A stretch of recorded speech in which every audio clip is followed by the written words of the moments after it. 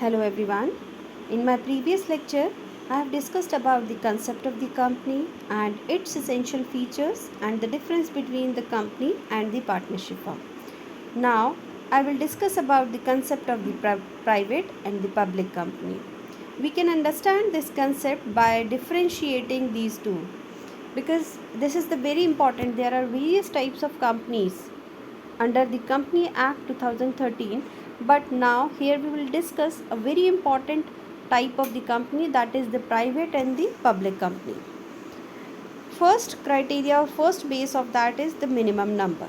The minimum number in the public firm, minimum number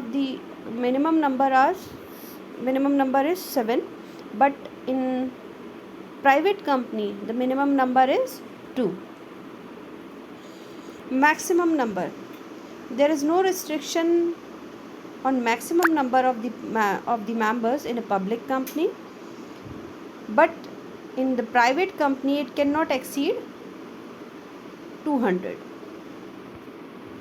Number of directors, a public company must have at least 3 directors, whereas the private company must have at least 2 directors as per the section 252. But if I'll talk about the maximum number of directors in a private company or as well as in a public company, both can appoint 15 directors maximum. But if the public company needs to appoint more directors, they can pass the resolution, a special resolution, and appoint as per the by taking the permission of the registrar. But maximum number without any specific resolution is 15 for both the companies. Restriction on appointment of directors. In case of public company, the director must file with the registrar a consent to act as a director or sign as an undertaking of their qualification shares. The directors of a private company need not to do so.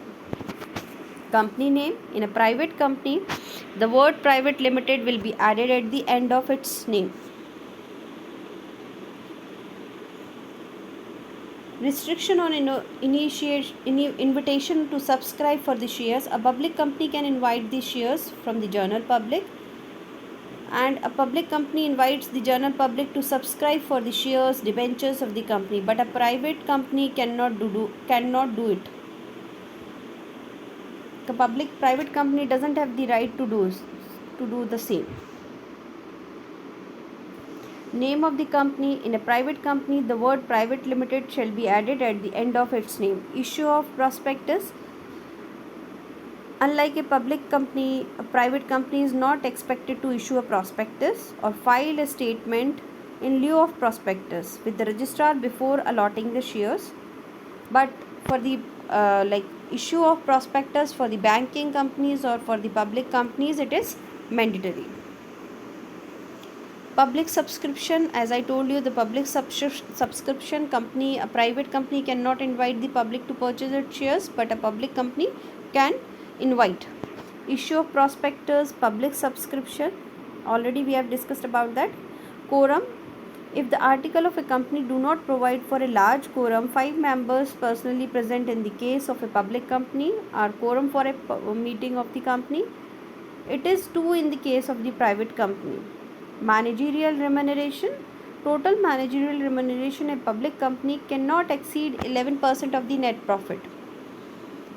No such restriction applies with the private company. They can just pay by 15%, 20%, whatever as per their profit.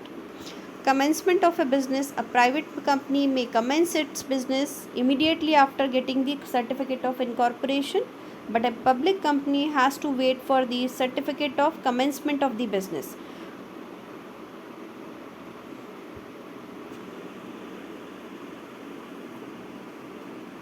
Thank you so much. This was all about the private and the public companies. Again, it is very important concept, and you have to specifically focus on the numbers as per the numbers which is related with the private and the public company, and the legal formalities and the rules related with the private and the public company. Thank you so much.